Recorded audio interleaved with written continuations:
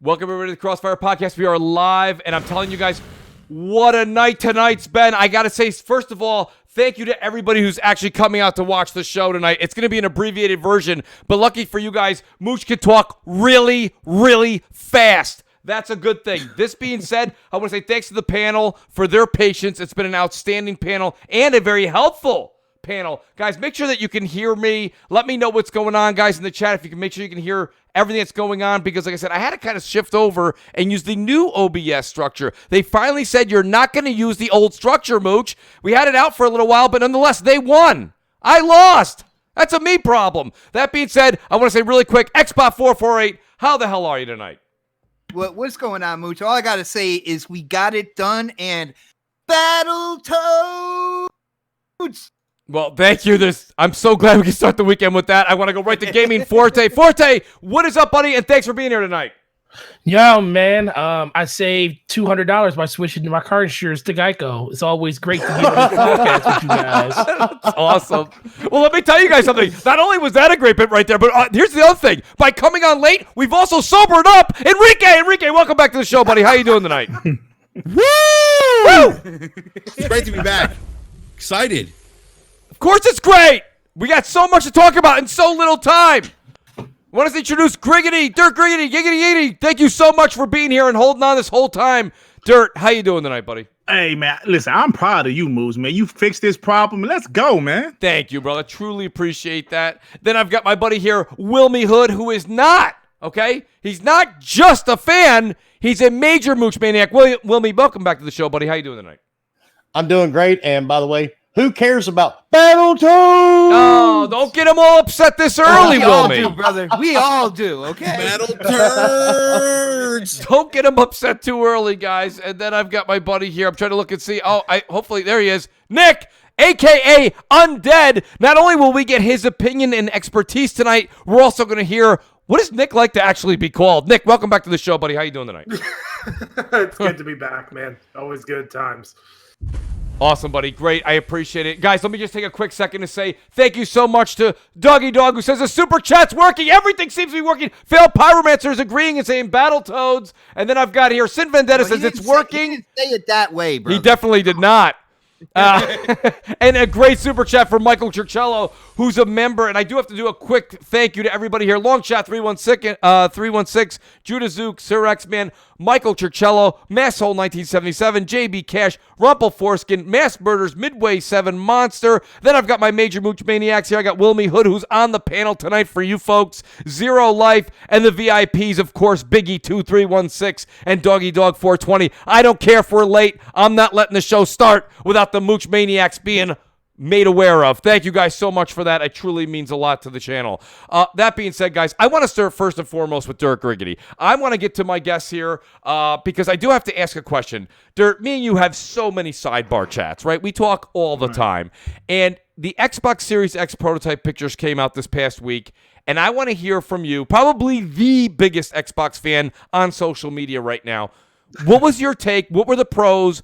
Do you have any cons? Well, the pros is I think it looks pretty good. The cons for me personally, the HDMI in, I actually have my Xbox One X hooked up to my cable, and it's pretty convenient to not have to switch inputs. That's the only negative, but me personally, I think it looks good. I'm happy that it's the year of the Xbox Series X. So, yeah, that's pretty much the only thing I have to say about it. I mean, we don't know much about it, obviously, but from the pics, it looks pretty good to me. So you have no problem having that structure. Does that structure just fit right in with where your current Xbox One X is? Horizontally, yes, but not vertically. But, I also have room to just set it vertically on top of my entertainment system, not in That's what she said. So I mean, it doesn't matter to me. I'm going to make it work regardless, So. Dirt, you've always been like positive on all angles of that, and I don't blame you. To be honest with you, where I'm going to go ahead and configure this unit, it works for me too. Nick, you do a lot of articles and pieces on the upcoming Xbox Series X. and I'm sure you're going to be doing some pieces on the PS5. Nick, do you see that where this thing currently is now? Are you going to be able to put this right in place for your Xbox One X's as well? Do you have any issues with the new style? And now that it's been basically confirmed. No, I don't got an issue because I play games at a desk like a normal human being, so I got tons of room. Oh, I don't play video games on a TV setup. I'm monitor only, so it works for my setup. I'm not sweating it. It's a box. It plays games. I'm more interested Master Race. in what kind of software is going to be on the box rather than what the box That's the looks most like. important thing. Yeah. Well, I mean, that's the one thing. Whenever you kind of speak to the hardcore group, right, and that's what the community's built on. And shout out also to Jay Bailey, who says, thank God it's Showtime. I mean, but when it comes down to it, we only care about, right, the community cares about the games, right? So we sit there and we say that. But are we going to go ahead, Xbot, I'll go to you.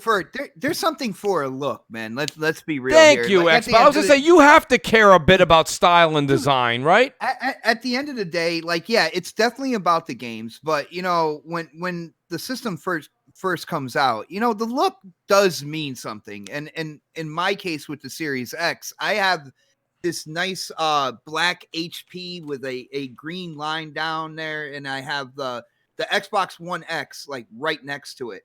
So the Series X comes out, if that's the console I'm getting day one, I can put it right next to my PC, and it will actually look good because the green lights will actually match between my PC and my Series X. There's enough room on the side of my TV. It's actually going to look good if that's what I get day one. So, but there's something to be said about the looks. Like I saw the you know, that kind of like rumored kind of the PS4, the fuzzy picture with the kind of like the inverted angles that kind of look like a really fat X, and I'm like, man, I hope that's not the case. And even back in like 2013, people were talking about how the Xbox One looked like an old school VCR. So there's definitely looks do matter to a certain extent. I think at the end of the day, it's not like the end all be all though, man. Well, shout out to Phil Pyromancer, who says GameCube died, but it's by its looks alone. Pardon me, Phil Pyromancer. I'm trying to do a few things at once. It's a lunchbox. But well, it was. Yeah. Go ahead, Enrique. What's your 2 cents on the design? No, I have a quick question.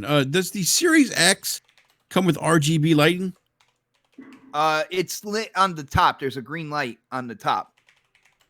Where the exhaust fan is. So only one light. I believe so. And of course, you know, the power button will light up, I would suspect. Looking at as I look at my PC, I have 3 lights. Just throwing that out there. Well, so are you trying to say your PC is 3 times better than the Series X? Well, you are onto something here, sir. It's a hard pass for me. No, I'll joke aside. No, I think aesthetics is very important. I understand, like, people are like, oh, you know, if it doesn't look good, you can hide under the cabinet, whatever. No, I get that. But I think the initial appeal to it, it's like, you know, when you date, you know, when you met your wife or your girlfriend, whatever, you had to have that initial, you know. You're saying initially it was the attraction up front, yeah, and then it becomes right. It was the physical attraction. And then you're looking at her first party exclusives, and that's a whole different ballgame. Wow. All right, listen, you know, I got to be honest with you. Enrique, I like where you're going with that, though, to be honest with you. No, but it's facts, right? It is true. It's very true. I myself personally think that right now a lot of folks are saying, you know what, I don't have a problem with the way it looks. I think that the design will become a more relevant topic, so I won't harp on it right now once we see what the PS5 looks like. Structure for limited edition, like Series X consoles and stuff like that. You saw what Xbox Pope has been doing there, just with graphics. They should hire him. Johnny, just with graphics. Shout out to imagine? But Xbox, here's the thing. I don't know if you saw what Johnny Werned in the chat says, Mooch, Xbox Series X has no green light at the top, and Microsoft confirmed that. Really? So I did not see that, Johnny. I will take your word for it. I'm taking a point away then, man. One point taken away. Listen, if that's supposed to be something where the heat is ventilating out, guys, let's be honest. There's no way they're going to have an LED or a light up there. I mean, I hope not. LEDs don't really get hot. Unless they don't get hot, but you know what? I'm pretty sure the fan on top with an RGB light. The wire running to the LED is probably going to, you know, I mean, listen, electronics don't like heat. We all know that. That's no, you don't have to learn that at this show.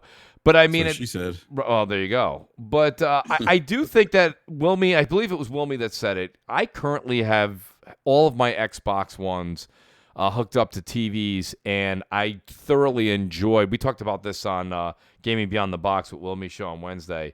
I just thoroughly enjoy being connected to the community. And if those leaked pictures, which are all but certain at this point to be true, we saw the ports on the back. We saw that there's no HDMI in.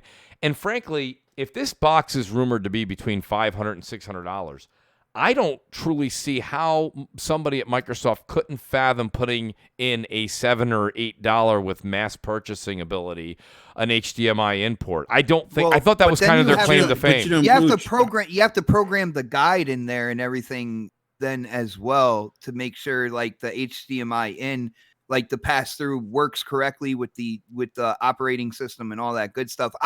I'm with you that like if they came out with it with the Xbox One, if that was one of the features that people really, it wasn't like a completely negative thing when they talked about it at launch, and there people still use it today like dirt.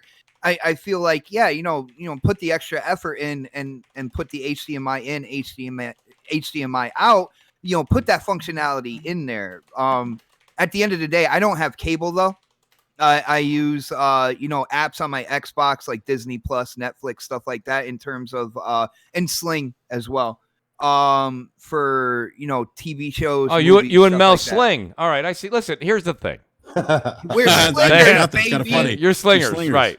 But the thing about it is, I wish I could cut the cord. I'm just old-fashioned, guys. I guess I'm old-fashioned. It's a me problem. Go ahead. Mooch, I was actually kind of surprised. Like, one of the things that I thought was kind of interesting was that with the leak pics that we saw, it didn't have USB-C, and I thought like with like a next gen console like this that we'd probably see that. And it doesn't mean that they can't add it later, but I was still kind of surprised that it didn't have that USB-C port. So that's like the new USB standard, right? I do agree with that. That was something I think a few of the critics have mentioned as well. Yeah. But I think aesthetically it looks great. I mean, I feel like the design of the console, and I said this a long time ago, it looks like something that fits in a living room. Like, we talked about the the Amazon Echoes, the Alexa and all that good stuff. Yeah, like the towers. I mean, it looks something like that. So It doesn't look like something you could not put in your living room or on your entertainment stand. I see. I mean, myself personally, I see. I don't know. I'm a little disappointed because the way that I have my entertainment center set up in my family room upstairs, it is just conveniently where it's conveniently located now. I'm going to have to find a new place for it, and that's just the way it is. That's a me problem. But I do think so you don't have so your entertainment stand, you wouldn't be able to stand it up or put it to the side, or it would have to go behind the TV, or it would have to go on the side of the entertainment center on the floor over by the router box. Why don't you have your TV mounted with the separate entertainment shelves underneath your TV that's mounted to a wall though? Isn't that like what most people do? I don't have my TV mounted to the wall in one room. One room I do, and one I don't. Oh, okay. I don't know, but you could probably get away with putting it on the floor though, man. Yeah, that's where it would go. A little subwoofer. Yeah, right. It's a little subwoofer. I don't know if I'd want to put it on the floor though. That's what she said. Hey, I'm being by the way, I'm being tame tonight. I just throw that out there real quick. No, we sobered him up. This was all a big scheme by Mooch. Right? You guys have no idea it was working all the time. Listen. Yeah, wink, wink. Right? So, there's listen, because it's going to be an abbreviated episode, I only got about an hour. I do want to get into a couple of hot subjects here, and this is really going to get people kind of started. I'm going to start with let me see, someone that I haven't started with yet. I want to go to Xbot first here because Xbot's really going to get tempers flared here. Shout out to Smuzz, by the way. Smuzz246 says super chat's working, like and share. Thank you, Smuzz. Real quick, Xbot, what was your take when you saw the Ninja Theory reveal of Project Mara? Was this something when you first saw it that you were like, okay, Xbox has heard people. We're going into a more serious, we're going into more realistic type of games. It's not going to be all cartoons. All right, brother. I know we have a quick show tonight, but I actually had two thoughts that passed through. All right. My first thought when I saw the Project Mara teaser was, I hope this is not an interactive movie because, I agree. you get more graphically, you know, when you look at games like Take Until something else Dawn, away, right, Xbox? Yeah, because you only have so much system memory that you can write, you know, graphics, gameplay, structure, all that stuff, you know, into the game that'll run on the system. So seeing the graphics the way they were, I'm like, I hope to God this isn't an interactive movie. And so I'm waiting to see more on that. I had a couple people DM me saying it's not. It's more like a first-person experience. So we'll have to wait and see on that moving forward. But the second thing I took from that is like, wow, Xbox really listened. I you know, me and Crap Gamer, when it came down to it, we said that you gotta tease what is in the pipeline. And you know, Phil Spencer was like 12 to 18 months. That's it. That's all we're showing, you know, when it's absolutely ready. And if you notice what they're doing with Hellblade 2 being in early development, and then not only that, they're showing this project. You know what I'm saying? That's gotta be further down the road than Hellblade 2 is. So they're not showing that 1 year to 18 months anymore. They're letting you know that if you invest in like the Series X, that, you know, the next series of hardware or whatnot, that there is a future there. There are things in the pipeline, and that should probably be the biggest thing that people should take from that. Okay, so here's a few things. And first of all, Xbot, I'm with you on about 75% of what you said now. I just want to say real quick shout out to that's Salty. More than usual, bro. It is way more than usual. So this is great. Xbot, me, you're having a great night today. But I got to say, shout out to Salty. Salty, I'm listening to you. I look over in the chat, and Salty just got me start laughing. He goes, those AA bangers. But I mean, I got to say, so shout out to Salt for being here. Thanks, Salt. But, you know, the funny thing about it is this, though. The one thing that led me, I like the way Project Mars is looking. I am with Xbot on the point that sometimes when you get a game that's that stunning and that graphically intense, that the gameplay is more going to be like a Blair Witch Project. You know, it's a walk around, brother, find. Detroit, right? I thought it was good. Awesome, yeah, it was good. Yes, it was. That's an interactive movie, though. So yes, but it was good. It was enjoyable. So, Dirt, what's your take on this? I mean, my only concern here too is we've seen Microsoft gather all of these companies, right? They've acquired all these studios, and so far, let's be honest, looks like Ninja Theory is the only one hitting home on that request that me and Xbot were just talking about. We haven't seen anything from anybody else. Does this mean that like Ninja Theory may be the only great acquisition, or are we still in a holding pattern, Dirt? Come on now. Of course not, Mooch. It's a talk show, Xbot. It's a talk show.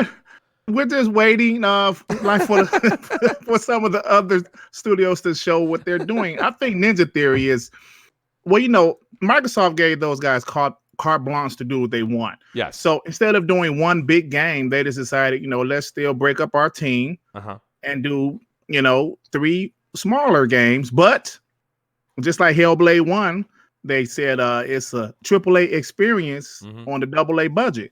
Maybe these games are a AAA experience on maybe a little bit more than a AA budget. There you go, brother. Yeah, I'm saying. So, I mean, I think a lot of people are saying, no, it's not going to be like AAA because only 40 people making Hellblade and who knows with Project Mara. I think it's amazing to see on a Wednesday afternoon or Tuesday afternoon, whatever day it was, they showed it, just dropping something like that. That's excitement for us Xbox guys, you know, that we haven't had these things in so long, and I was just excited about it, Mooch. No, Dirt, you know what? I'm not going to take any of that excitement away from you or Xbot and myself. I'll be honest with you, Ninja Theory to me personally, and I know you guys are going to think this is by no means a hate sentence at all. I think that Ninja Theory is there so far, and Playground Games and Playground. I think that Playground and Ninja Theory are their 2 best acquired studios. Go ahead, Xbot. I will say when it comes down to it, because you know me, man, I call it straight down the line here. Like the environments in Project Mara teaser looked absolutely stunning. But I want to ask the panel this: when they actually showed kind of like, you know, the mouth of the character or whatnot, did that not look like an incredibly like downgraded type of graphic compared to what we saw from the hallway and the staircase and stuff? Like it seemed like the actual person, the graphics on the person, and they didn't show the whole face, but I was looking at like the shadowing and everything like that. It was dark. It was a little. That was the Xbox One S footage you saw. Yeah.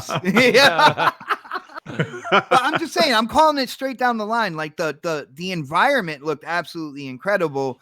And then when I got to the face, now of course, whatever was behind her, when I got to the face, at first I thought, is that the main character from Yeah, it's the same. Yeah, it's the same chick. It's the same chick, and I'm like, oh man, They can hire another actress, can't they? Damn. Yeah, I'm like, damn, really? You got that Microsoft money now? Like, hey, get somebody new there. Who just said that? Was that Dirt? What's that? Was that Dirt who just said that they had the same actress? Forte, Yes, the same. Yes, the same. Oh, same okay. woman. Dirt, honestly, outstanding observation.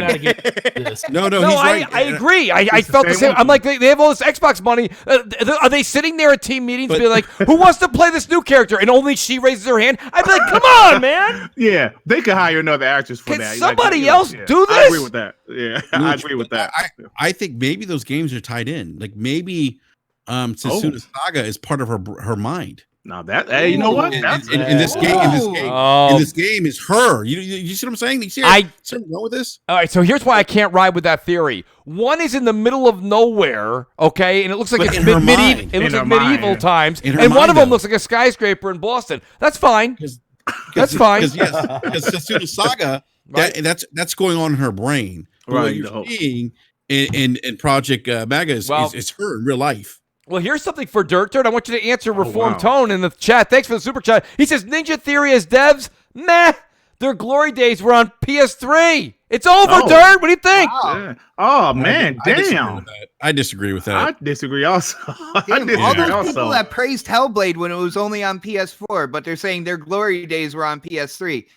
That's kind of weird right there, man. Well, so you're saying there's more gas in the tank, Xbox. Oh, definitely. Dude, there's been gas in that development studio ever since the OG Xbox. Like Kung Fu Chaos was one of my absolute favorite games to play on the OG Xbox, and moving into the 360 era, they had titles there. My favorite was DMC, the Ninja Theory's idea of I enjoyed that Devil one. May Yeah. Cry.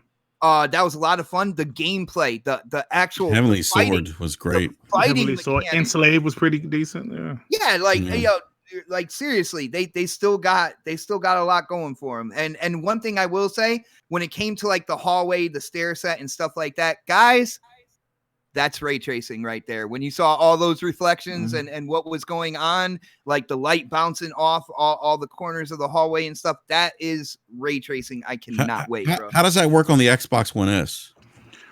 Well, this game will probably come out a couple years later, so Yeah. it will be exclusive to the Series X. Yes, baby. Yeah, and if they did make it on the S, all they would do is use a different lighting solution than ray tracing to make the game on the S. So yeah. Shout out to Delilah HD. The great Delilah is with us. Delilah, we got to have you back on the show. The problem is I want to put you under the hot lamp and really get some answers. And she can't talk anymore because she works in the business. But shout out to Delilah, who says the goalposts keep moving. I believe me, Delilah. Nobody knows all about that more than the Mooch. I completely hear you on that sentiment. I don't know. What do you guys think here? Let me go to Enrique. Enrique, you've been awfully silent, and I know that your blood alcohol level is just coming down. Listen, Enrique, what's your take on Ninja Theory? And what was your first thoughts when Project Mara was revealed out of the blue? I might mention. So I think Xbox mentioned this. I love that they're tweeting out or talking about new games in development outside of like E3 and other fan base events. I think that's really cool. But I gotta say, like, I saw the trailer and I'm like, okay, like the game looks cool, but it's not a game that I would play because teaser. It's not a game that I would play because I don't like playing horror-based games. It's just not my thing. Like, I think Forte makes fun of me because I won't do it. I won't play. Like, I'll play Resident Evil, and that's probably the extent of it, and that's it. Silent Hill did damage to me when I was younger, and I'll leave it at that. Wilmy, this has got to be blasphemy for you. The talking dogs. It's hurting me, man, because I love these type of games. I do now. I played a game the other day called God's Basement on Steam, dude. I saw Wilmy, I saw your tweet about that. I was like, you're like this. There's a horror game that you talked about. Like, are you playing this? And I'm like, nope. We got to get you on the GTFO. No. Yes. No, sir. Enrique, no. I'm like you, bro. Silent Hill did something to me when I was in my early 20s. Come on, Really, man. with those talking dogs, right? No, but now, The I dogs. have evolved because I love Nope. like horror games now. I don't know why. I love them now, but when I was a little bit younger, That's because when you hit a certain age, you can relate to the killer. Oh, You know, I don't know. to be man. honest, you're like, you see that teenager over there, just slice. You know, you can relate more to him then. Look, I look when I saw that teaser and they were talking about like tapping. Yo, into, Wilmy, you better watch out. They're gonna Ninja Theory is gonna make a game about you pretty soon. Man. Nice. Yeah, no, but when they talked about like tapping into like the mental state of people who have like mental terrors, I'm like, I don't know if that's a game that I want to play. Yeah, that's with gonna be headsets on. Like, do I want to go there? Like, I don't know if I want to experience that. Like, I don't. That just might not be good for me. I don't think. Like, to be honest, Hellblade, I wouldn't call it a horror game, but it's got some creepy stuff in that game. Yeah, Man. You know what I'm saying? talking voices in their head. I'm like, nah, I don't know. Yeah, there's some creepy shit in that game. Let me just tell you guys, not only is the panel on fire tonight, and I got to reiterate a thank you to the panel and the chat for all being here. 370 people showing up on our third channel. But shout out to Midway7 Monster. And Enrique, you got a request here. Midway7 says, glad to catch Crossfire and Enrique. Enrique, could you do me a favor and say subscription service, please? I'm sorry, what's that? He's asking if you could say subscription service. Subscription service. Now, Midway, just keep an eye and an ear open how he says it later in the show. No, I said it fine. Enrique, that's great. Oh, Shout out that's to hilarious. Shout out to Richie who's in the chat. Richie, great to see you here, buddy. Listen, let's do this. I want to make sure that I catch everybody here. Wilmy, listen, I got to talk to you because when it comes to horror, again, you are our resident Vincent Price. And if you guys don't know who Vincent Price is, Google it. Here's the thing, Wilmy. Okay? Ninja Theory comes out. They're doing mental health awareness type of games. It does kind of sometimes get into the eeriness kind of horror maybe kind of side of things. Do you think that this is something that's in your wheelhouse, or do you think this is just basically a way for Ninja Theory to have full access to the Series X and just show us the power that this thing has, and it's not necessarily a game you'd enjoy? Oh, maybe it is. I'll enjoy it. There's no doubt about that one. And the best part, it'll be on your favorite place, Game Pass. Oh, yes, it will. And what do you say, Mooch? Game Pass is great. Great. But, you better say that every time. And I'll give it a shot, dude. Like I said, it's my type of game. I mean, I still play a lot of multiplayer and bro shooters, as Kojima said. We do here in the United States. But I like a lot of these games, man. It's just something I like to play.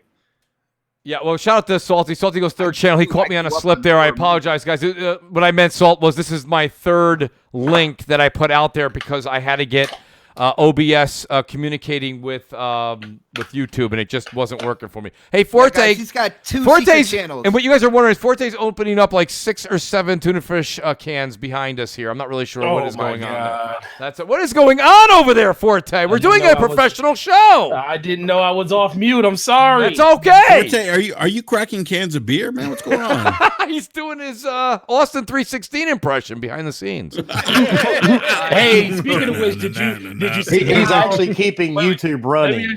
Did you see how careful I was when I did that birthday video for Slow-Mo on his birthday? How I made sure I did not turn in circles.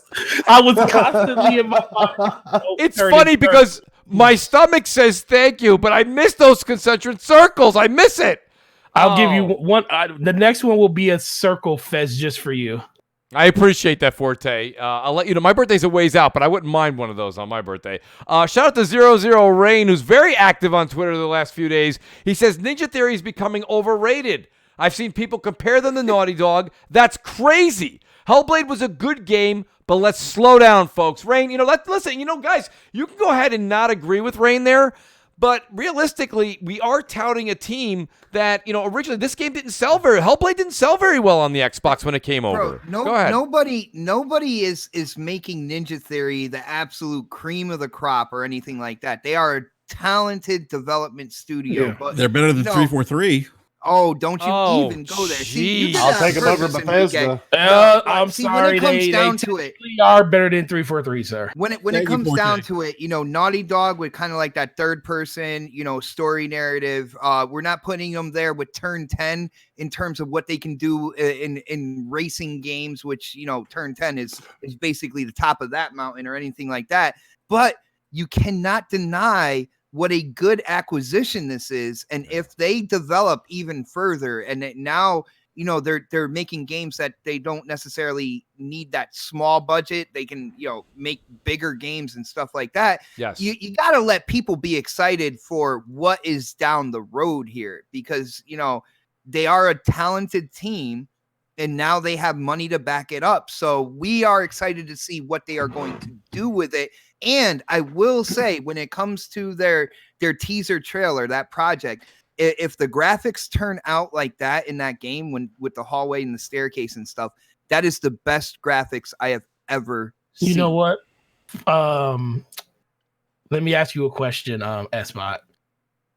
What's up, which one of these developers is your favorite that Microsoft has, and which one is the best developer that they have now? Best developer, hands down, would probably still go to Turn 10, in my opinion. Just for what they do in terms of the racing simulation, and then, you know, what we're hearing from. I respect that. I respect that too. Right now, my favorite studio, dude, it'd be a close one, but I gotta go 343, brother. And the reason why, and I've said this time and time again, Halo 4, when it came out on the 360, first off, people did not think that was actually running on a 360. They had no idea, like, the 360 can put out graphics like that. And the story, to me, is one of the best in the franchise.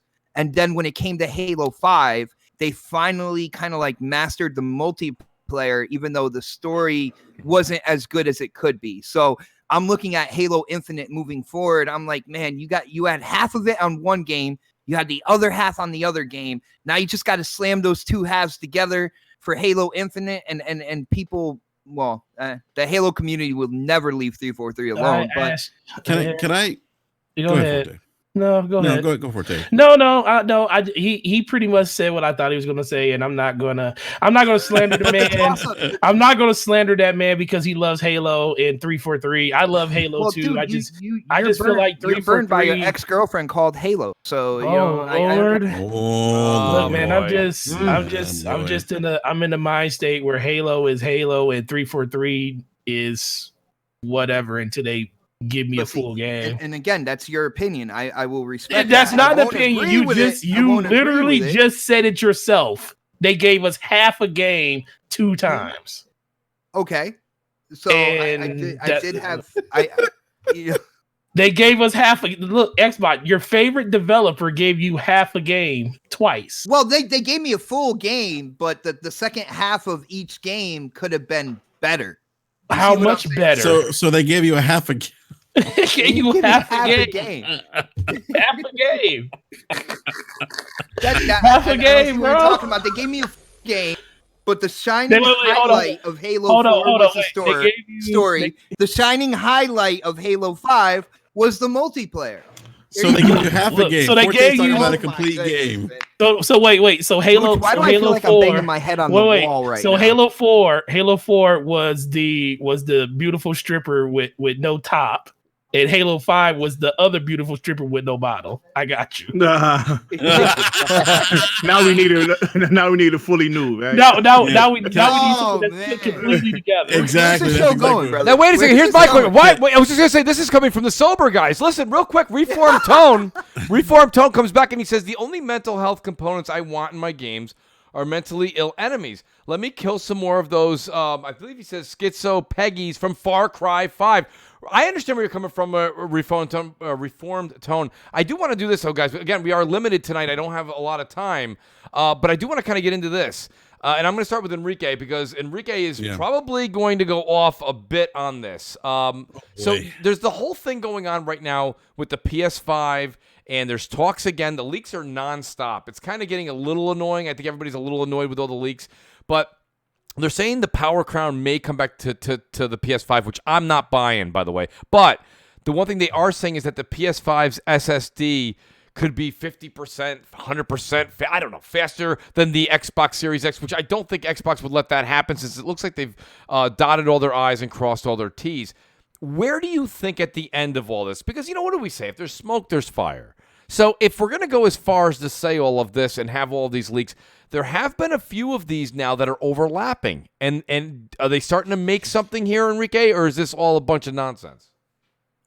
So obviously we're not going to know until they reveal the specs of the console. I mean, we do know that Sony's working on a proprietary SSD. Now, I'll say this. I have heard from people that are working on a quote unquote PlayStation 5 launch exclusive that it is a very efficient console, which leads me to believe that the SSD is part of that efficiency. So, but I mean, at the end of the day, I mean, like this stuff, like, like we really can't, like we could talk about it, but at the end of the day, it's really going to come down to how the developers utilize the SSD, right? Right. Like that's what's going to come down to. And so I'm more interested to see what Sony, more particularly what Sony first party, because I mean, I think if you look at this console generation, Sony first party has done a masterful job in terms of development on the PlayStation 4 and PlayStation 4 Pro. I really am curious to see, and I will make my final judgment on how Sony's first party uses that SSD. Now, they gave us a kind of preview. You guys remember, I don't remember how long ago it was, a couple months ago. If you guys saw the side-by-side comparison of Spider-Man traversing through the city, and you could see like they showed like the load times in the SSD versus the load times on the PlayStation 4, and it was literally like night and day. It really was. So, I look, I see people console worrying about it. Oh, my SSD is bigger than yours. That to me, that's all irrelevant. Well, let me, Enrique, let me say this, and then I want to hear Dirt, and I do want to get Nick involved here a little bit.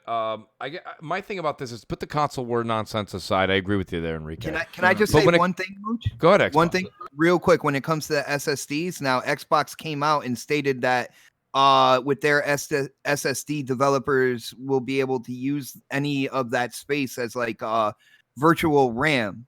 System RAM for the console. Sony can do the same too, though. No, but what I'm saying, and this is, dude, you're falling right into what I'm saying. If they're both fast enough to do that, then the only thing you're basically anybody who's trying to champion which SSD is faster, the only thing you're championing is like quicker load times. That's what you're hanging your hat on right now. It's more than quicker load times though. It's loading textures and maybe potentially faster fast virtual enough RAM to be used as virtual RAM for the system, then it's fast enough, brother. Yeah, but that's my point though. Like my point is, we got to see how ultimately the first party developers utilize this. Well, I think that's what it comes down to, right? Yeah. I mean. Dirt, one of the things you're always there. You're kind of knee deep in the console war sometimes, and I don't mean that in a bad way at all. I just mean you kind of keep privy to it. I mean, when it comes down to it, is it kind of what Xbox saying here, where it's just going to be? I think it's more of easier use for the developers, and we don't have a developer here with us right now, but I'm saying a lot of times that's what you used to hear, and when it's easier for the developers to develop for, they tend to make that their primary console. Not just that, of course we know, and I know a lot of people don't want to really buy into this, but we are moving past the whole console sales thing. I understand that doesn't hold the weight it used to, but if Sony jumps out to a 10-15 million jump and Xbox is sitting around 5-6 million, we're in that same kind of predicament. It does become the lead console, and it's easier to program for. Dirt, does this play a role moving forward in seeing that? Because let's be honest, 4K 60 is 4K 60, right? Right. Yeah. I mean, I'm not the technical guy, but I'm just trying to figure out, me personally, what does having a better SSD mean? I know you guys said is load time, loading textures, and all that stuff. But what advantage would that really be? I know you guys said the developers, it'll be more efficient, easier to develop for. So I think it's just really console war shit. Okay. But which part of it? Which part? Huh? I'm sorry. Which part of it's console war?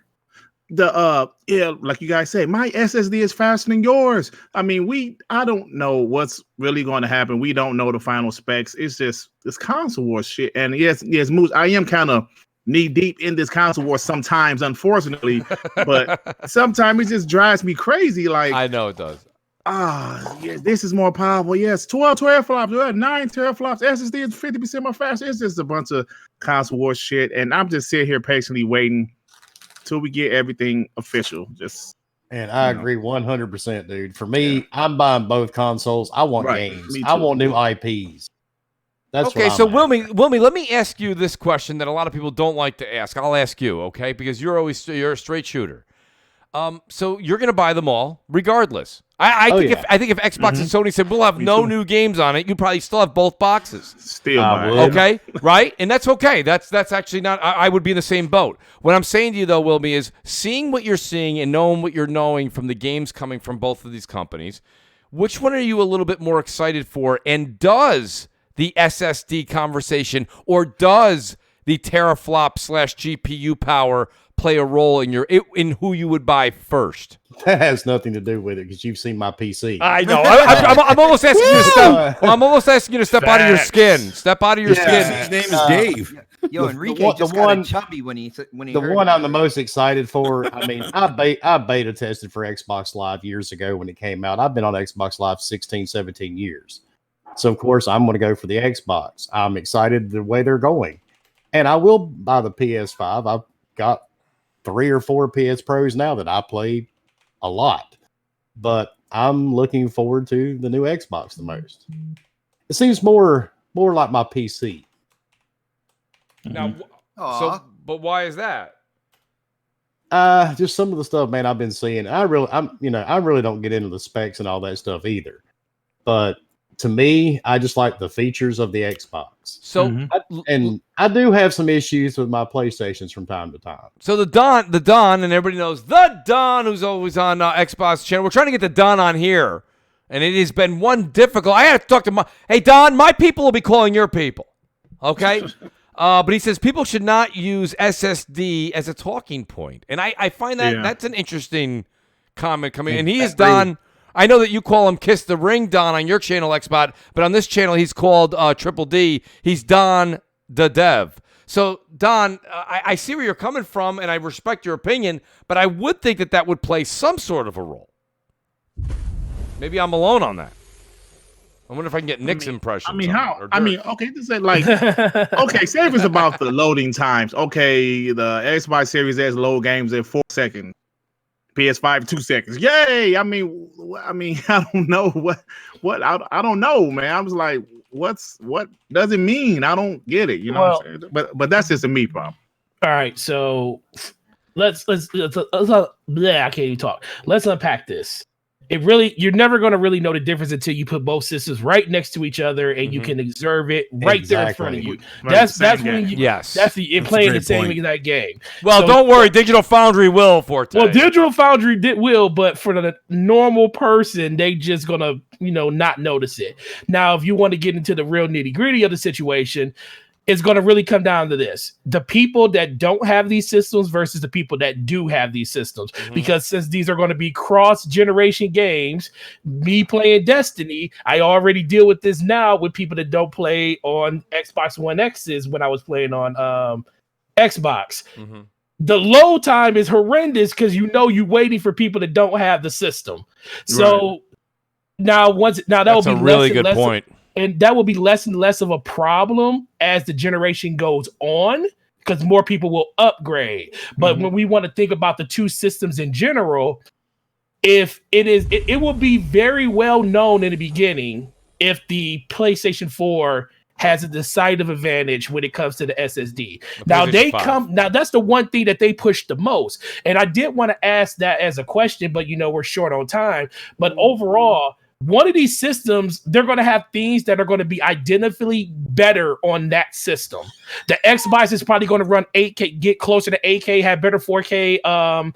Most of the games are going to run at 4K 60, where PS5 may struggle at that point. I don't know because we don't know the complete specs. But something's going to tell the difference between the systems. The SSD might be the difference for Sony. But the big thing that people need to realize is if you're loading your games in at 10 seconds on the X and 8 seconds on the PS5, you're not going to really see a difference. But if it's like a substantial difference, like 10 to 15 seconds, which in some people's minds isn't a lot, but when I'm playing a game and I'm waiting for somebody to come in for an extra 10 seconds, that kind of just makes it seem like you don't have the better platform. The other thing too, Forte, if what you're saying is true, let's be honest. If we're saying that other or old consoles are going to hold back, especially when you're loading into a game, that'll be more relevant on the Xbox side because Xbox is kind of really holding on to this generation.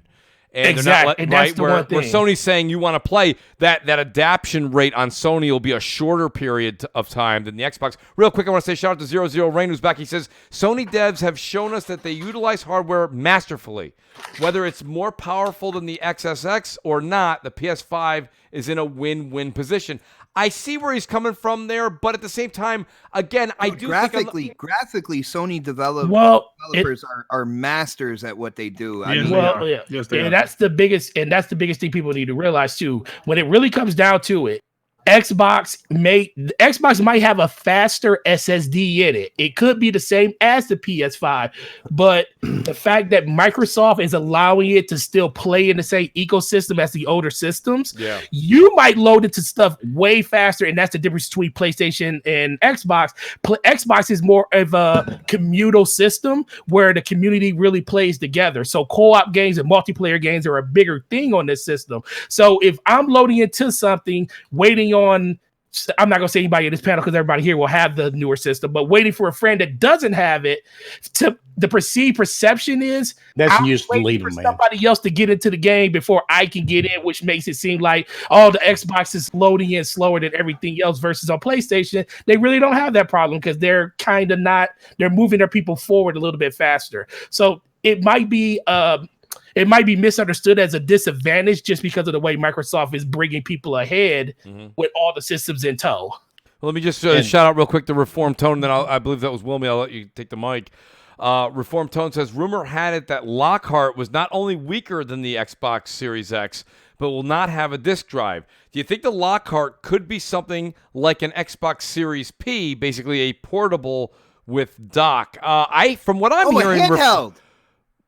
I don't know if that's what he's referring to, but I think he's just meaning a portable unit, but not with no screen on it, though, Xbox. Listen, I'll say this much. I'm not sure about that, Reformed, but I will say this much. Like a dongle.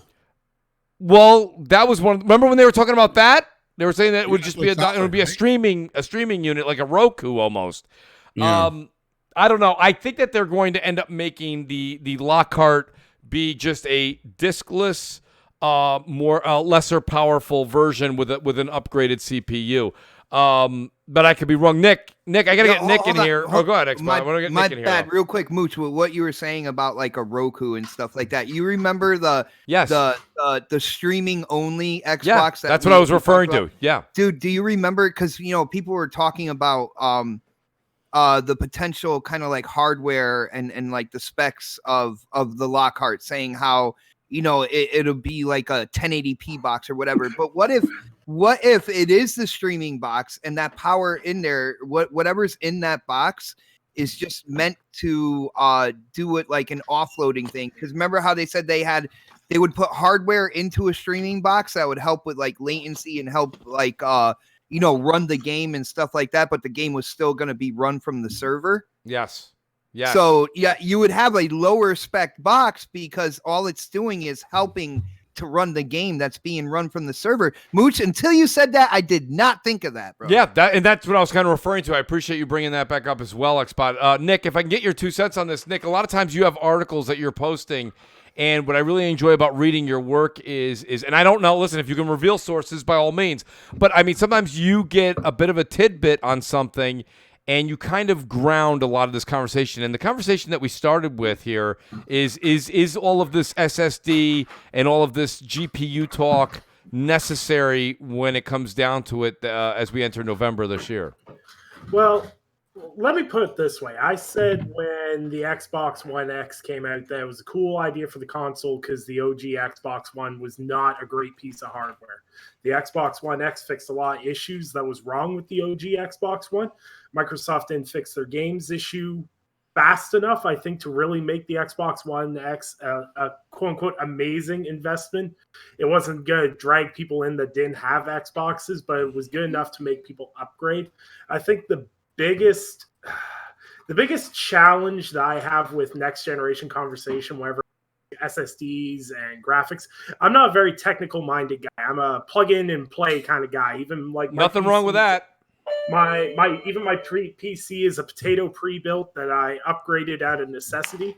And I play it, I enjoy it, I talk more about games than I do hardware, and I really think a lot of people, I'm not saying anyone on this panel, but I think in social media, a lot of people like to talk about things that they really have no concept over how it works. Agreed. Or I agree. Yeah. I agree. And like, I don't want to sit there and like scalability of games, we keep talking. It's like, oh, you can downscale, oh, you can upscale, oh, you can do this, oh, you can do that. And then you have actual developers that'll debunk what either side's saying, and then they're like, "Oh, well, they're lying." No, they're making the game. I had that happen to me this week. And what are all the the two time. biggest? What are the two biggest words that are being used? Damage control. Everybody loves to use the phrase damage control. Well, you can use the example that that went and a bunch of websites ran with it. The original Xbox One held back CD Projekt Red and caused the delay of Cyberpunk 2077. Right. A developer came right out onto a forum today and was like, no, that's wrong. We're having trouble across consoles in general. It's not an exclusive Xbox thing. It's consoles in general because That's right. scale of that game is massive. PS4 too, yeah. It's a problem in general. I really think Cyberpunk 2077, as an example, would have been better as a next generation game versus this generation into next gen. That's a different topic. Yes, people are going to use SSDs as a dick measuring tool, but the thing is no matter what it is, you could really literally release the same box with the same internals, with the same hardware. And if you slap an Xbox logo and a PlayStation logo on each box and they were the same, people would still find stuff to argue about. Facts. It does not matter at all. You could literally have Phil Spencer on this podcast with and Mark Cerny on the same podcast. They could put everything out here for everybody to see, and it would still be arguing. Even in December, we could be on the same show on a Friday night. Mm-hmm. People will still find something to argue on each side.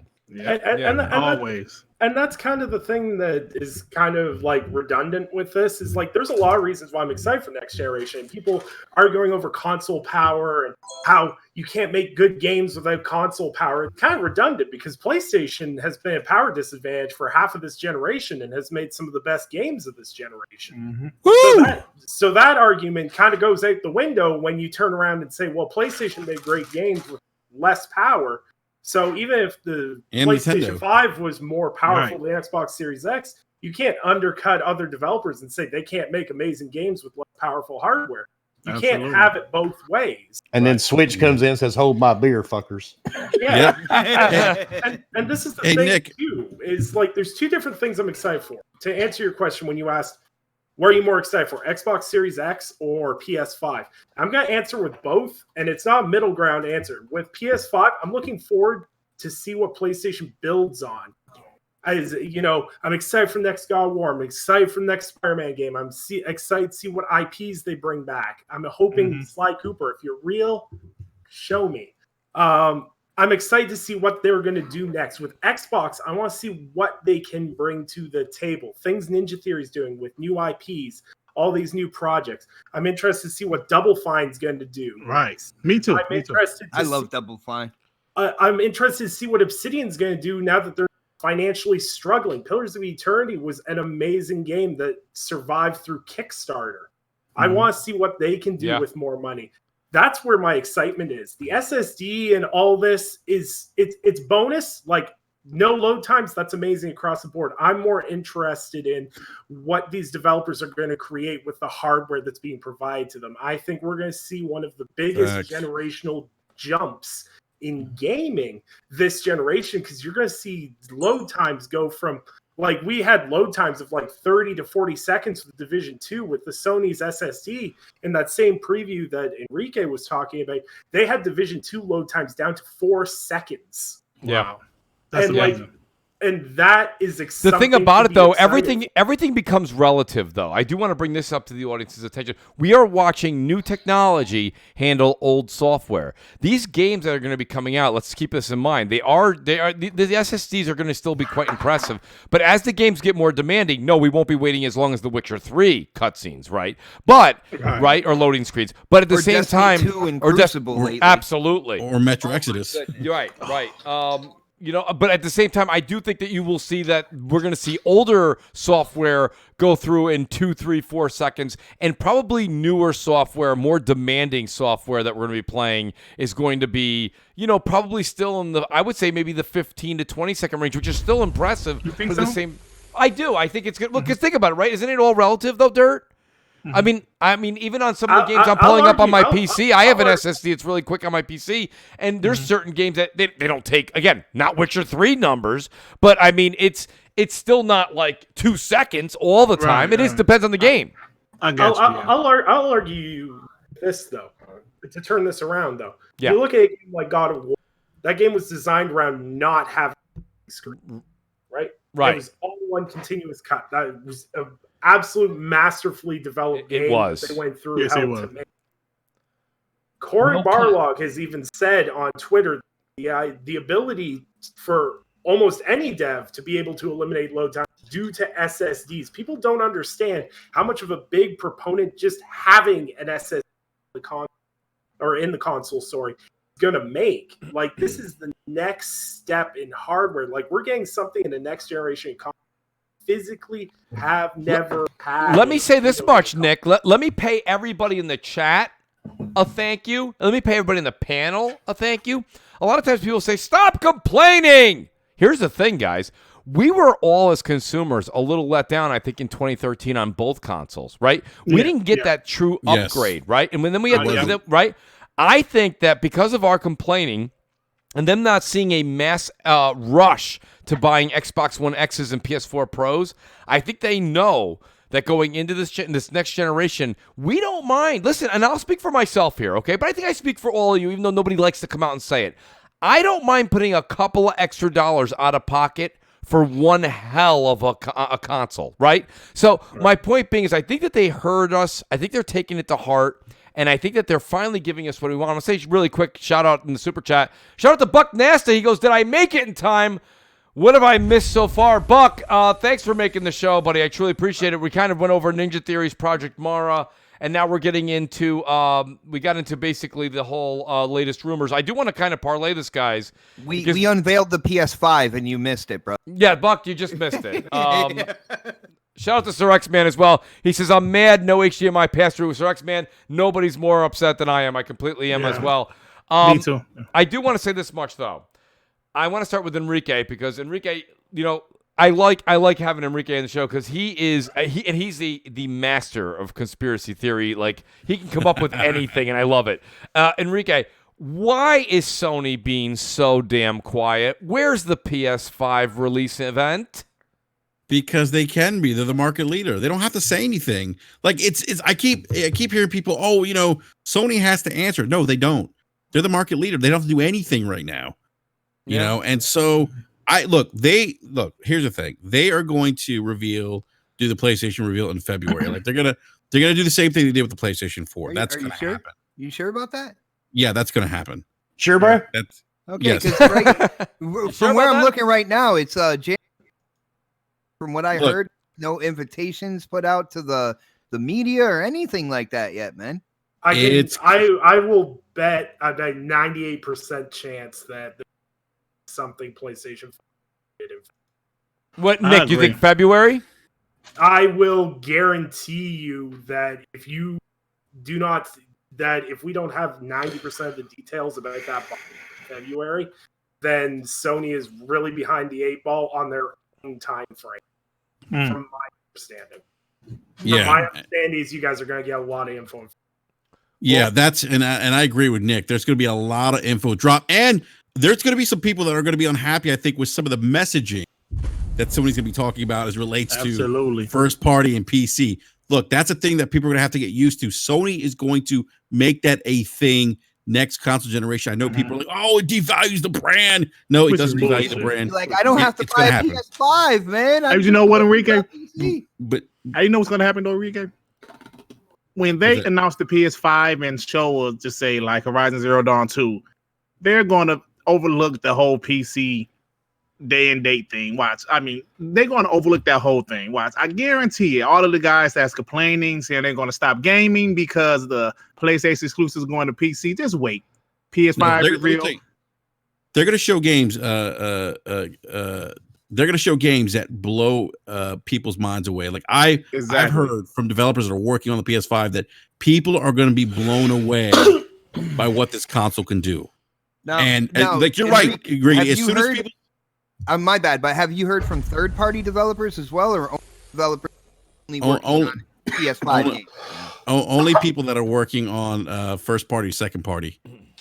Okay, so it could be that way as well for party on the Xbox side, where people might be talking kind of like behind closed doors, the way you are with these developers, and those developers would be like, "Yo, you guys are going to be blown away."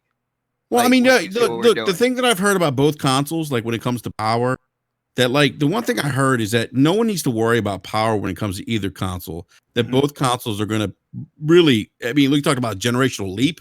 Like we're really going to see a generational We're leap. getting our money's worth, folks. This Yeah, time we are, and not Dude, just I tried to tell crap that like months ago, man. Like people always conflate like graphics with next gen. Like let me tell you, like graphical fidelity increase in visuals isn't just next gen, and I feel like people focus on that too much. There's more than just increased visuals that defines a next generation game. We're going to see some things that haven't been done on the consoles that are going to blow people away. Like a game release that doesn't crash on the first day. Yeah, right. That'd be amazing. Or maybe Bethesda putting a game that's not buggy. Oh, that's a good one too. Oh, leave Bethesda out of it. Listen, but Buck Nassa says, "Damn, really? I was trying to buy 2 PS5s. I think he's kind of agree." And shout out to He was Phase buying 2. one for me. Shout Oh out my to goodness! Hey, are you mooching on the Mooch's channel? I'm so proud of you, Xbot. Yeah. Phase 23 says, "Why are more developers more interested in making games working with the PS5 if supposedly the Xbox Series X is more powerful?" Phase, I think the number one answer install there base. is install base. Yeah, I was just going to say Install base, where man. the money Yeah, I is, mean- right? I mean, Mooch, you look at that GDC survey. Yes. 50%. I mean, developers want to make. I mean, 50%. Well, PC. I happen to have it as a topic, so right. I'll bring it right into that. The GDC survey showed right under the PC. PC was 50%. And then Are you after shocked by that, Mooch? I'm not. PC Master Race. Oh, geez. Look at Enrique. He's making shirts while we're That's on the right. show. Cortez wearing your If shirt you're right making now. a game for a PC, or you're making it scalable for multiple pieces of hardware, why wouldn't they want to make it for PC first and then put it on console anyway? That would make sense that they would want PC like first. Well, I can see that. PCs are finally going to benefit from these better consoles, though, and they really are. I mean, like, Time. yeah, I mean, I hear people. Right. I hear people on the PC side complain, but actually, like PCs are finally going to benefit because developers will be able to target higher specs now with consoles. They'll be able to make games with multi-core CPUs in mind. They couldn't do that last generation. So, like PC gamers, if you have a newer like GPU, CPU, you're going to see the benefits from these next gen consoles. Well, the biggest change in development is the fact that basically the consoles have become mini PCs. So when you port a game across, you're no longer having to make 3 separate versions of the game. You just make the game. And that's going to be that's going to be one of the biggest changes for next generation. And like, aside from the Switch, we're not talking about the Switch. I love my Switch, but God, we're not talking about ports on that thing. Just because it works doesn't mean it's great. Across the board, everyone's going to see amazing upgrades. There's always this tit for tat for what's going to be better and everything else. But like, you see what they did with the Hellblade 2 trailer. Now PlayStation's going to do that exact same thing with a Demon Souls remake and some other stuff that people are going to be really excited for. This is like Christmas, except the whole year is Christmas. Yes, sir. It really, I got to be honest with you. And real quick, I want to do a quick shout out to Stop 6 Stock. Big Mooch Maniac fan, been with me for a very long time. He says, "What up, Mooch? Just got here. Appreciate that Stop 6. But Nick, you just made a hell of a point. I remember back in 2012, and I think in 2012, leading up into 2013, we had, of course, The Last of Us, but there was not this plethora. I mean, I'm in a situation where I'm almost not that excited for next generation consoles because I got so many great games coming out between now and November. So I'm able to kind of settle myself down and not have to feel like, and that's what's kind of making November get here faster, is because of that. But I mean, do you guys, of course the devs, why would, and Face 23 made an obvious point there. I think he was kind of doing a little tongue in cheek there, and I thought that was a great point. But install base aside, why is it, besides PC, we'll leave PC out of it. Not Enrique, no bashing on PC. Come on. Okay? Listen, PC, I get it. But I mean, the master race. 1.2 billion PC gamers. Why would devs, though?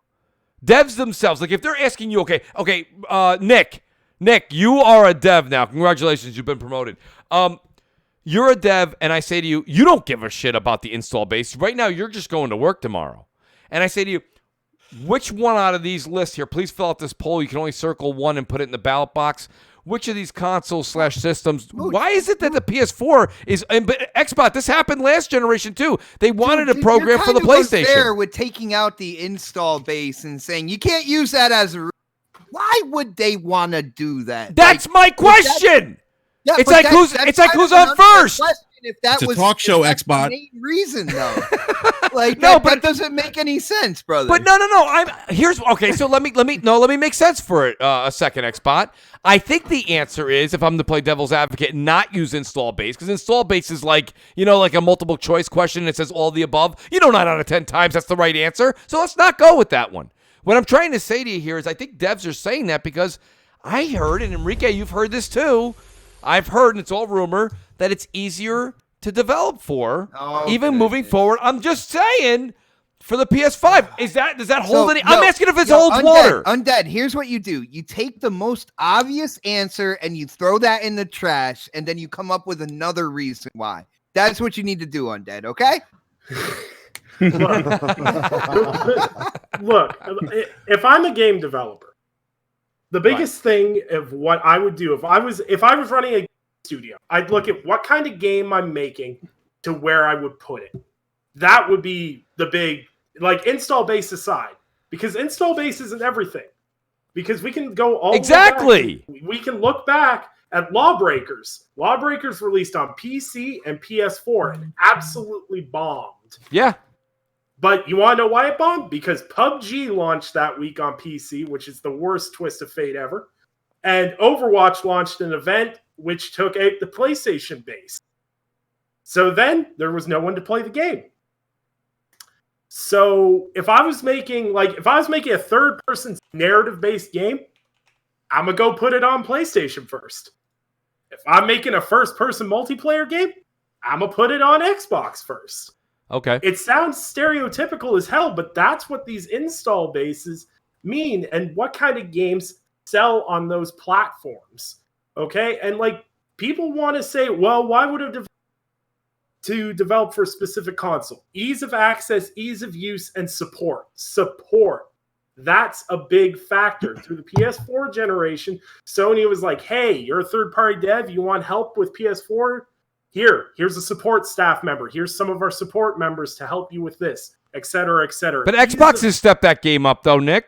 Yes, and that's something that if you notice that this past year, both PlayStation and Xbox have been doing this kind of in support, like the Coalition helps 343, and 343 helps these guys, and yada, and Guerrilla Games help Kojima finish up a game. These guys are starting to realize that they have to optimize the developers they have, and they can actually get more games out the door by being efficient. And that way you don't have studio closures, layoffs, everything else. And that's what this is all about, because if you're not a first-party studio, your next flop could shut down your studio. That's right. And that's, yeah. No, go ahead, man. Go ahead. I had a question for you when you finish, but go ahead. Well, let me. I want Enrique to ask one Nick a too. question, but I have a quick couple super chats. Rob Jones says the disk size gigabyte next gen games and hard drive size 2 terabytes. I think that's one of the things that we do have to kind of talk about, guys. Eventually, hopefully, we have a bit of time tonight. Is that everyone? We haven't discussed it yet, right? We've talked SSD wars, we've talked GPU and CPU wars, but I got to be honest with you. I heard through the grapevine that Sony's really trying to push at the end to get 2 terabytes a hard drive in there versus Microsoft coming out again with a 1 terabyte. That's a big deal for people. I understand you can get an external, It's but going to be modular, man. well, that's a rumor. I do hear you. Sir X-Man, I do want to do a quick shout out to Sir X-Man. He says, I love Xbox, but when game consoles can run games in multiple screens at the same time, then I'll be impressed with the consoles. Okay, I think he wants to get what PCs can do out of console. I think Xbox will probably provide that. Yo, Enrique, We you got a know new already. friend, all the Enrique. Well, they PC do. master race, man. Well, they do have, but PlayStation already said it's going to have like state where it's across multiple games instead of just one. So I mean that's something that's already in the works. Okay. So go ahead. I want to go. Enrique and Forte, you both had questions for Nick. Go ahead. Let's do those questions. Go ahead, Enrique. You were first. No, I was going to say, like, with what Nick said, it's probably not really a question, just more kind of just reiterating what he said about lawbreakers, and this goes back to install baits. And I think about that GDC survey. It's interesting, like a lot of those answers, or the higher percentage of developers who want to create content for certain platforms. You notice that the Switch, PC, PlayStation 4 were the top 3. But what I found interesting was VR was actually ahead of the Xbox Series X. And I found VR to be I always thought VR more of a niche type thing. Mm-hmm. And I guess, Nick, like, what do you think? Why do you think that reason is? Do you think like VR is, at a point now where it's gaining popularity now, where developers see this as more of a viable platform, maybe not necessarily as niche as it was this generation? Because I want to answer. I want to answer that after you answer it. Yeah, well, VR is a complicated question. Because the reason I say VR is a complicated question, because if you talk about VR numbers and percentages, the numbers are through the roof right now. Like, it's making gains as a platform. But in terms of actual install base, it's not growing as fast as people think it is or as fast as people want it to. Nick, the funny part, though, Nick, is I'm a statistic here. I mean, you guys know, anyone that's a Mooch Maniac, anyone's been Mooch this long, you guys know that I was not a big fan of VR. And now, I mean, listen, The Walking Dead, what is it called? Sinner and Shield or something like that came out today. I got to look a little more into it. But me and Wilmy have been talking about it during the day, and I've been talking to a bunch of other people. I can't wait to go buy that game. It's making me a believer. I think you're right, Nick. The numbers as far as install base may not be there, but it's slowly climbing out of the niche category and becoming more of a peripheral people kind of want to get their hands on, or at least experience. There's a key to this, though, too. The key to making VR going mainstream is making it less clunky and more intuitive. Yes. So the first thing is the clunkiness. PSVR was a great, I don't want to use the term bargain, but it was a great entry point to VR that many people could not, because before you need to have a high-end PC, you had to buy a $1,000 headset. PSVR was like the introduction to VR for a wider audience. A bad one. And VR games back even 2 years ago were very shallow. They don't even call them games. A lot of VRs are considered experiences because they're too short to be considered a full-length game. Now, we have had full-length VR games, Blood and Truth, etc. Resident Evil 7. Resident Evil 7 was one of the first big ones where people went, Played it all the way through. Blood and Truth was great, by the way. Yeah, sure was. And now we have Half-Life. I think the thing with VR, and Half-Life's going to play a huge part of this, is it needs that killer app. Half-Life's that app, isn't it, Nick? Yeah, it's all about the app. And honestly, if you want to know a killer VR app that absolutely destroyed, was Half-Life Alyx. Valve went from having so many VR headsets they could not get rid of them to they're now back ordered for 6 months.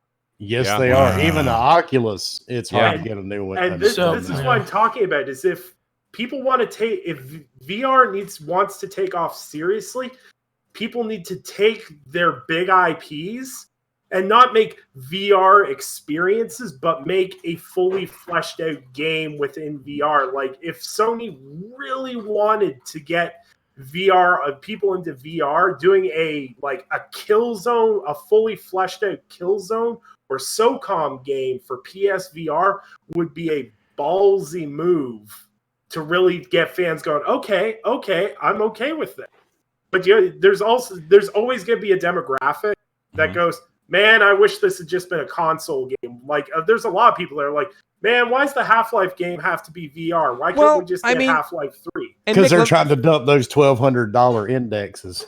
Bingo. Well, there you go. And shout out, I'm going to do a real quick shout out in the super chat to My Neighbor Jones. Thank you for the $5 super chat. He didn't put a comment, but thank you. I do appreciate it.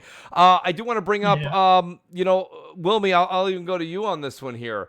There's been a lot of new games coming out to VR, and I think VR is not just that niche anymore. I know you're a big fan. I'm a big fan of it. But do you think that this new Half-Life game is going to be what kind of pushes it forward? Or is it the fact that PSVR, as kind of inferior as it is compared to the Rift S and Valve's answer to VR, it still has the largest install base, of course, because of the PS4. PSVR 2 is rumored to be coming out now. The rumor, guys, please, it's a rumor. It's rumored to be coming out day and date with the PS5. If that's true, what does that say for VR? I think Half-Life is going to be a huge push for VR. If they don't continue to make games like it, it's probably not going to go far. Insomniac is making a ton of VR games, like the one I recommended to you, that Edge of Nowhere. Yes. Insomniac makes a ton of games that are VR. I don't know why they're really not. I mean, Sony owns them, so I don't know why they're not having them make more games for the PlayStation VR.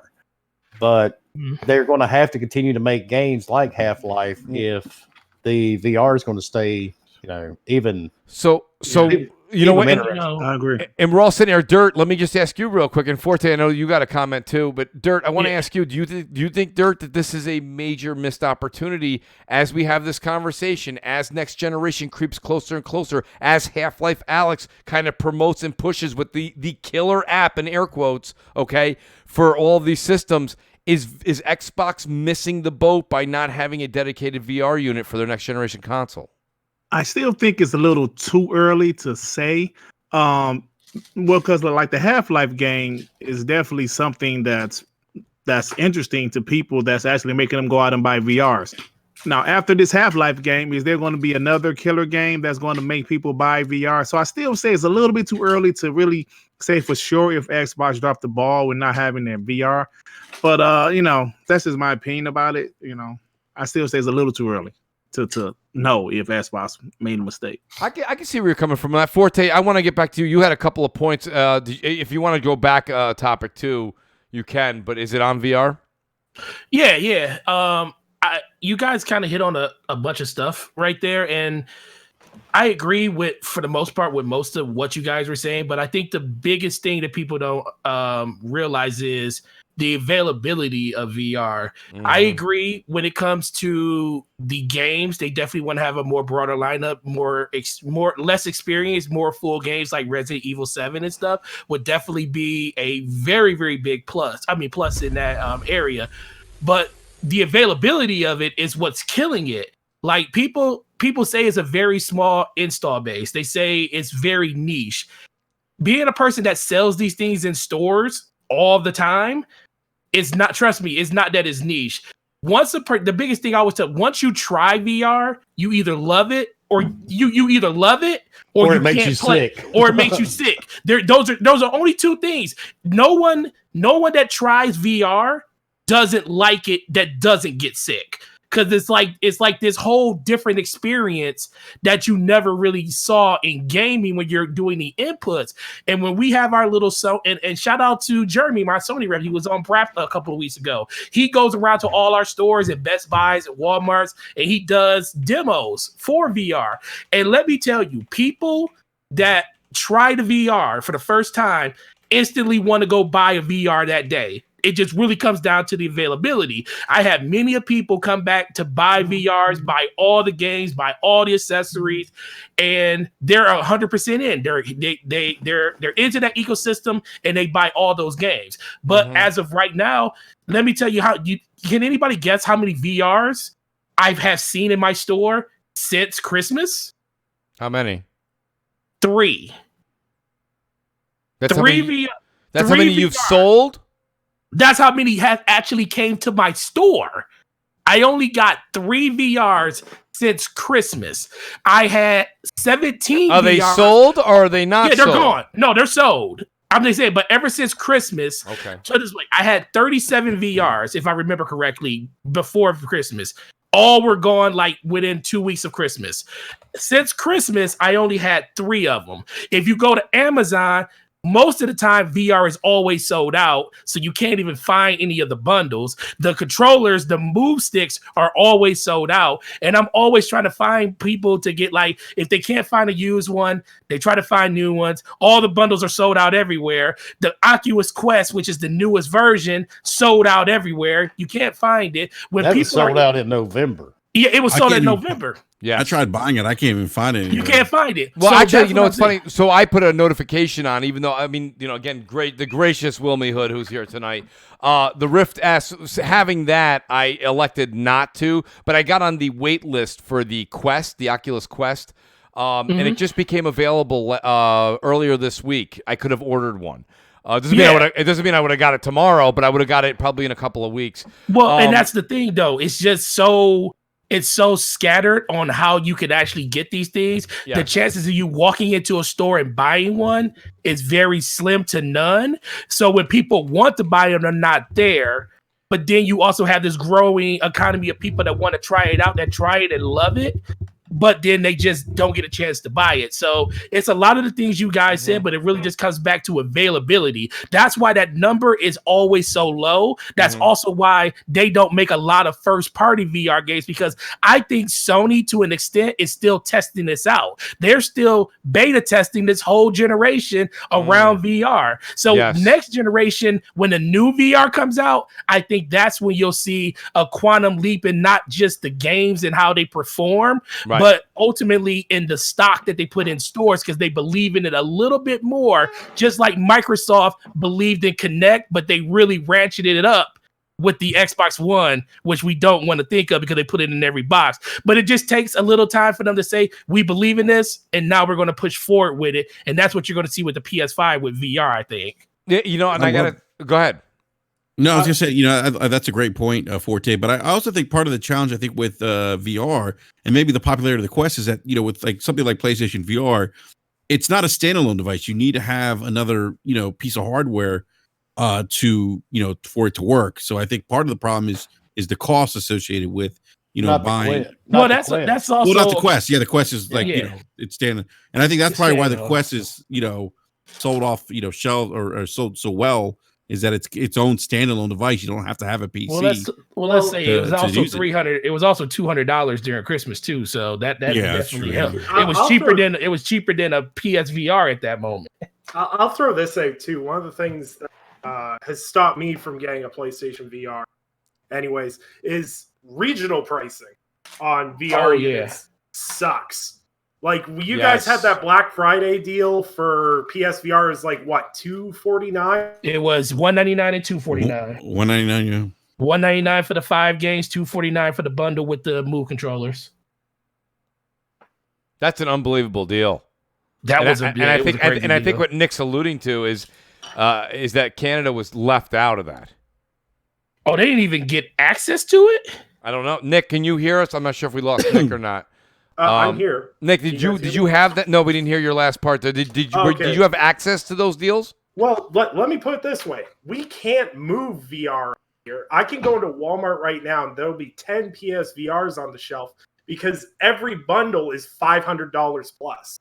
Jesus. That's what I'm saying. Our Black, like, for the Skyrim bundle, which was just Skyrim VR, the Move controller, they want $449 for Black Friday. For Black Friday, they put it down to $399. Sony announced that they were cutting the price by $100 on PSVR's standard price, and they only did that in the United States. So y'all didn't even have the new VR bundle, dear. Y'all just had the Skyrim bundle. Yeah, we have Doom VR bundle still for y'all had $449. last year's bundle. Nick, we welcome you here in the U.S. if you're Yes. moved down here. Yeah, Yes. Noof complains about this all the time. Yes, he does. Yes, he does. Because he says it's just crazy like, up there. Like regionality is what kills a lot of these things. Like usually, like I have to pay $100 more con, which I'm fine with because that's basically just the exchange rate because my currency. Well, you pay $80 for games, right? $79 plus about $15 in tax. For a new game, I pay about $95. Shit. Man, Keep in mind, guys, there is an exchange. There is an exchange rate there, so it's not quite as high, but it's still that's much higher than it should be. Yeah. So, like for example, like an Xbox One X is $499 up here, a PS4 Pro is $449 up here. So basically, just add on $100. But for whatever reason, PSVR is like $150 to $200 more. So we either need to ship down those units to you guys so people will actually buy them, or they need to figure regional pricings that makes sense. Like I would drop if I had $299 lying around. I would drop that on a PlayStation VR bundle that made sense, but I'm not going to buy just the headset for $350. Well, Nick, as much as I'd like to see you hop on the VR train, the thing about it is here we are at the tail end of this generation, and for the price to be that high, it doesn't make sense. This is generally the time where you go, I didn't take advantage of it early on because they were asking ridiculous prices, but here I am at the tail end. I want to enjoy 4 or 5 great titles that came out for VR, and I can get it on the cheap. In this case, you're not able to do either. This is kind of ridiculous, and I don't understand how they're subsidizing the cost in the United States. And then, listen, if Canada's got this story, shout out to Archie in the chat. He's saying, let's not forget, the Aussies are paying double. So when so there's other countries here, okay, that are kind of maybe making up for the U.S. getting these breaks, and maybe that's also because numbers never lie, right? And the fact of the matter is that Americans buy a lot of crap over here, guys. You guys, you know what I mean? There's a dollar store next to every dollar store, okay, and a Dollar Tree across from it. Yeah, right. That's sad but true. It's true. We buy everything. I mean, there's people who are like, I don't even need Scotch tape. I'll take 8 rolls. That's just it's right. It doesn't matter. That did that, right? Enrique's like, that was me. Yeah. I go to Walmart and I see like a bundle or something. I'm like, oh, that looks good. I could. Maybe and your wife's like, but we have plenty of it. You're like, yeah, but look how cheap it is. I got to get more. Yeah, right. But it's on sale. Right. It's on sale. This is what we do over here, and don't think that they haven't done their market research all around the world. So that's the sad part. Go ahead. The sad part, when one of my PlayStation Pros died back in November during the Black Friday sale, I bought a brand new Pro that came with Modern Warfare for $199. Oh wow! Wow, that's a great deal. Yeah, GameStop was running it. Yeah, cheapest PS4 Pro I've seen up here is like $349. Yeah, but listen to that number there. Wilmy just said he got a game. The game alone, Nick just told you, is $95 for the new Modern Warfare. Wilmy got a console. He got the Pro and the game for $200. Yeah, exactly. Yeah, that's a bit wild. Listen, guys, I actually would love to go all the way till 10 o'clock here, but I know that these guys on the panel have families, and I gotta get back to drinking. Right, Enrique's got to get his blood alcohol at least to a 0.2 tonight. Listen, I want to say thanks to everybody. I want to truly take a second and say thank you to the chat. Now that we've had a second here to kind of have a great podcast, tonight ended up being, we'll call it the Apollo 13. It was a successful failure. It was fantastic. Right? It wasn't meant to be, and we made it happen, guys. So everybody, it was a collaborative effort. But guys, please do take a second to know that I'll go into the description. I will be adding all the Mooch Maniacs that are channel members. There is the join button right above the description if you guys do want to become a part of the channel. I do appreciate it.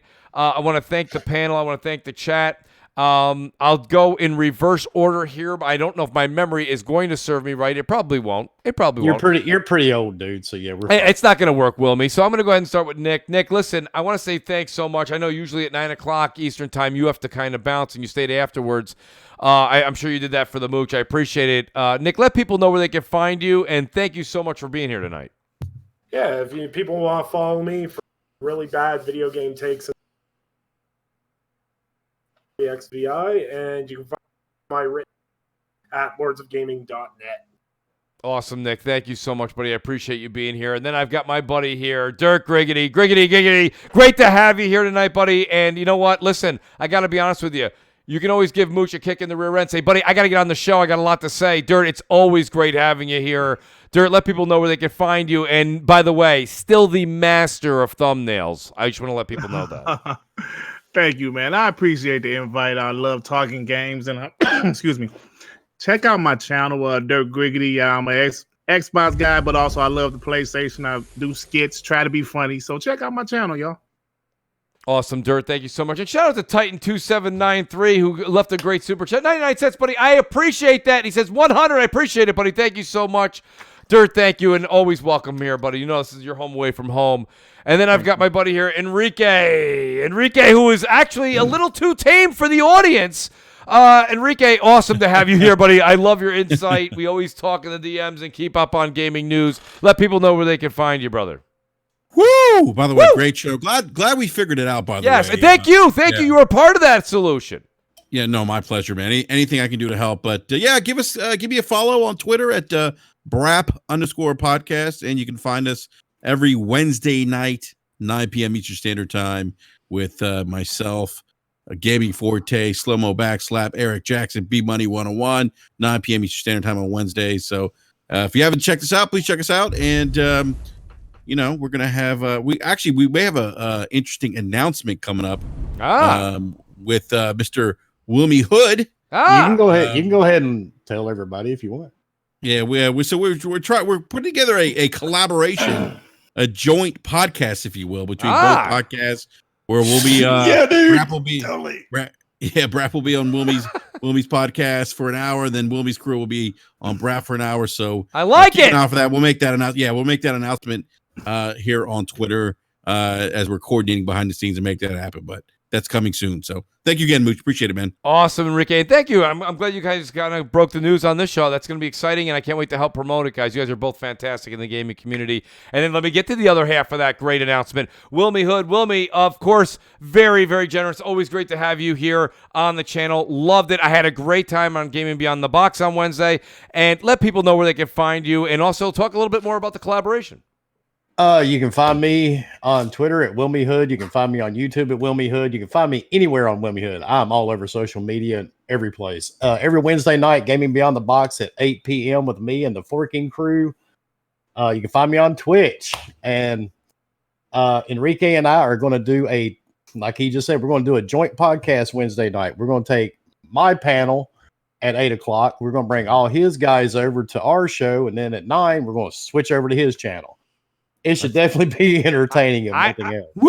I like it, man. It's almost like, you got appetizer and cocktail hour at Wilmy's, and then you're going to have dinner over at Enrique's and switch it. Yeah, we're going to get Enrique good and drunk during, when he's on our channel. Yeah, guess what? Switch over to his. And guess what? The intermission won't be as bad as Sony's was.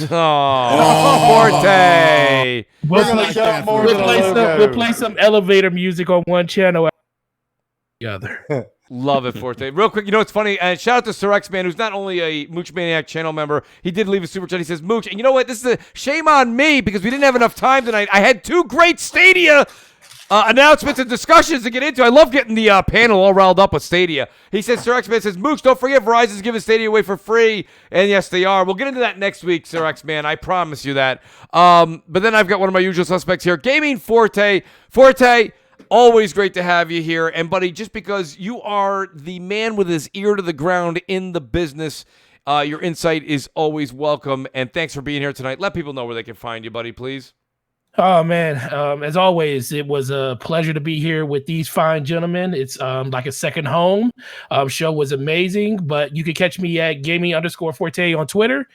Gaming Forte on YouTube, so make sure you hit those like buttons and everything on that channel. And Scumcast on Saturdays at 8 p.m. EST with Luca. Yes. You already know about the awesome Brat Day on Wednesday at 9. Yes. And I also do Primetime Gaming with Boom on Monday nights at 8 p.m. Eastern. Senora Bombastic Boom! We got to get Boom back on the channel, actually. We got to get him back on the show as a guest. Yeah, I think I'm gonna be on there with you guys Monday night.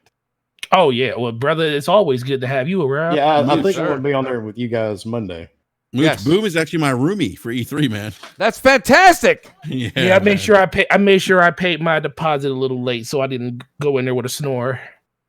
That's great stuff. Eric, hey yo, as soon as he found out you snore, Eric was like, "Here's my money. Give me a room by myself." Eric got up like at 4:30 in the morning and was like, put his deposit in. He's like, "My private Because he up room." here the night before King is up there like, all right, 4 a.m. I'm putting the rooms up. And literally right after that, he was like, yeah, Eureka goes, yeah, I snore a lot. It's real bad. It's real loud. And this is like at 11 p.m. So, as soon as 4 o'clock hit, he was like, room pay, give me a room by myself so I can avoid Enrique. Awesome stuff, guys. I can't wait to hear the stories and the pictures for that show. It's going to be fantastic. You think Enrique's a bad snore? Just wait. Undead, I think you mentioned that too, man. Oh yeah, I'm way worse, man. I am a 6'5", 300-pound man. You think I don't snore? Nice. The battle of the snoring. This is going to be fantastic. Hey, Eric, so you're 6'5", Eric's 6'7", man. I got my bodyguards for E3. I'm going And that's nice. the funny celebrity. thing. Y'all both bigger than King. Well, damn, E3 is gonna be interesting for me because I'm like 5'9", like 160. So There you go, Wilmy. Yo, listen, the 5'11" crew. Well, you'll have to represent Wilmy. You'll be the Mooch of the South over there. Come on, Mooch, you got to come out there with us, man. I know. I'm talking. Shout out to Xbox Junkie. He's been talking to me day in and day out. He's like, Mooch, what the hell is wrong with you? Get out here. Mooch, you got to come out, man. We'll see. I got to try and go as somebody's camera person and see if I can figure this whole mooching thing out coast to coast. Listen, I got news for you. Shout out to JJSAD. JJ said, he says, why is the name Crossfire? No, it's called Crossfire because we got to have cross-firing discussions. It's not called Kumbaya, JJ. But that being said, I do want to do a quick plug for Xbot 448. Xbot had to leave. He had to take care of some family stuff. But I want you guys to know that next podcast will be there. All of his information is right there. It's Xbot 448 Next Gen is his YouTube channel. I believe he goes live at 7 p.m. Eastern Time. Check out next podcast tomorrow. He always does a great show. And shout out to the Crap Gamer. Crap will be returning to the show. He's just doing some stuff that Crap has to do. That being said, guys, I want to say thanks again to the panel members. Thank you very much to the chat. Thank you to the Mooch Maniac channel members, subscribers. And, guys, we'll be back next Friday, 7 p.m. Eastern Time. Do also take a second to thank and get a hold of Jay, the Matrix Gamer, if you need anything for your OBS or YouTube needs. That being said, guys, we'll talk next week. Thank you, guys, and good night. Peace.